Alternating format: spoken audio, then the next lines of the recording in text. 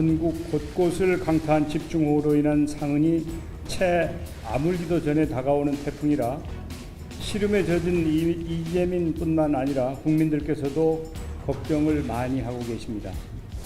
국민 여러분께서는 강풍이 불거나 비가 오는 상황에서 무리한 작업이나 불필요한 일출을 자제해 주시기 바랍니다. 네, 태풍 장미 오후 2시 50분 경남 거제에 상륙했습니다. 지금은 부산과 청원 사이를 통과하고 있고 오후 6시엔 경북 포항을 지날 것으로 예상됩니다. 태풍 장미는 시속 40km의 속도로 움직이고 있는데 오늘 밤 9시엔 울릉도 서남쪽 60km 부근을 지나서 내일 새벽 3시엔 울릉도 북동쪽 310km까지 멀어집니다. 이후엔 일본 삿포로 방향으로 진행할 것으로 기상청은 내다보고 있습니다. 발제를 마치고 현장 소식을 추가로 전해드리겠습니다. 아직까지 태풍이 완전히 지나간 건 아니니 방심을 해선 안 됩니다. 고층 건물 유리창은 강풍에 파손되지 않게 테이프를 붙이고 외출 시에는 건물 간판이나 위험시설물에서 멀리 떨어져서 걷는 게 좋습니다. 정전 시 사용 가능한 손전등을 마련하고 응급약품 등 비상용품도 미리 구비하거나 찾아두시는 게 좋습니다. 이번엔 특히 피해가 컸던 농촌 지역에서 산사태 위험이 있을 경우에는요, 미리 대피를 하셔야 합니다. 마찬가지로 해안 지역의 경우에도 바닷가 저지대 주민들은 미리 안전한 곳으로 이동하시는 게 좋겠습니다. 오늘 오전 10시 30분까지 집계된 전국 폭우 피해 현황입니다. 31명이 숨졌고 실종된 사람은 11명으로 집계됐습니다. 9년 만에 가장 많은 인명피해를 낸 장마입니다. 특히 집중 폭우가 집안을 약화시키는 바람에 전국적으로 산사태가 1000건 이상 발생한 것으로 집계되고 있는데 이로 인한 인명피해도 큽니다. 이재민은 4천여 세대, 7천여 명에 이릅니다.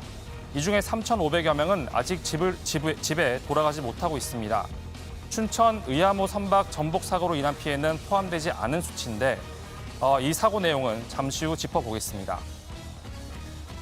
지난 주말 특히 전남 전북 등 섬진강 인근 산간 지역에 내린 폭우로 하천이 범람하거나 산사태가 발생을 많이 했습니다. 화계장터가 완전히 침수가 됐고요. 일부 지역에선 산사태가 말을 덮쳤습니다.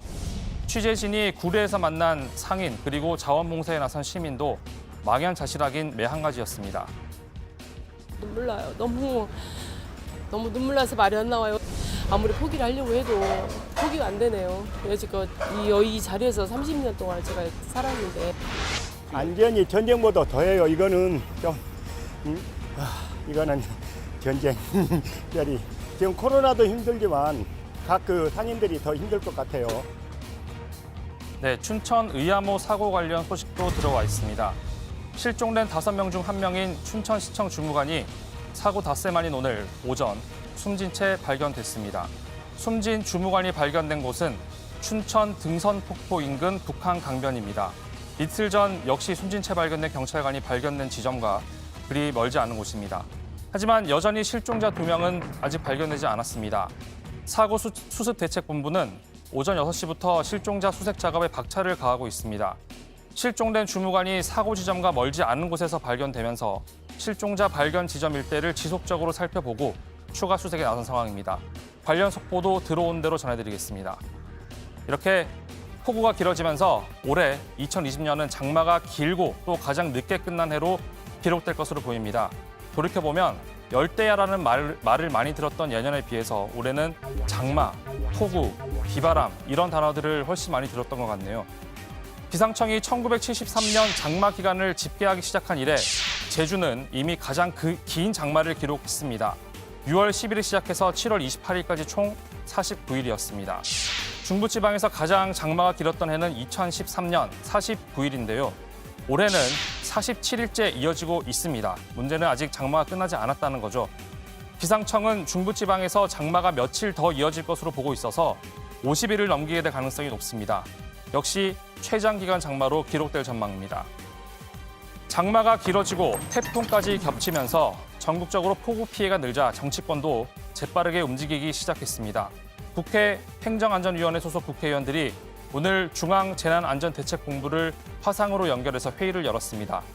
원래 17일로 예정됐던 걸 장마 피해가 커지자 오늘 급하게 앞당겼다고 합니다. 피해가 날이 갈수록 심해지면서 국회도 극히 이례적으로 4차 추경을 검토하고 있습니다. 여당인 더불어민주당 지도부가 오늘 추경 얘기를 공개적으로 꺼낸 겁니다. 피해 복구를 위해서 당정이 할 수 있는 예비비 지출이라든가 추경 편성이라든가 필요한 제반 사항에 관해서 긴급하게 고위 당정 협의를 갖도록 하겠습니다. 지난 주말 큰 수해를 당한 광주 전남, 경남 지역 등에 대해서도 신속한 피해 조사를 통해 특별 재난 지역 추가 지정을 요청합니다. 상황이 심각하기 때문에 야당도 추경을 고려할 수 있다는 입장입니다. 미래통합당, 국민의당 그리고 정의당까지 재해복구에 필요하다면 빨리 추경 논의를 시작하자는 입장을 오늘 분명히 했습니다.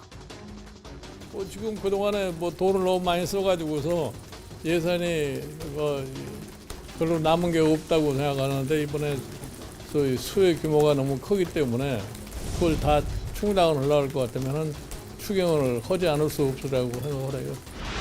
국민의당은 순수한 재해복구와 국민 피해 지원을 위한 추경이라면 적극 협조할 것을 약속드립니다. 오는 12일 추경과 관련해서 긴급 고위 당정청 회의가 열릴 예정입니다. 이 자리에서 정부 측과도 추경의 뜻을 모으면 8월 임시국회에서 추경을 논의해서 통과시킬 가능성도 있습니다. 만약 이번에 4차 추경이 통과가 된다면 그건 지난 1961년 이후 59년 만입니다.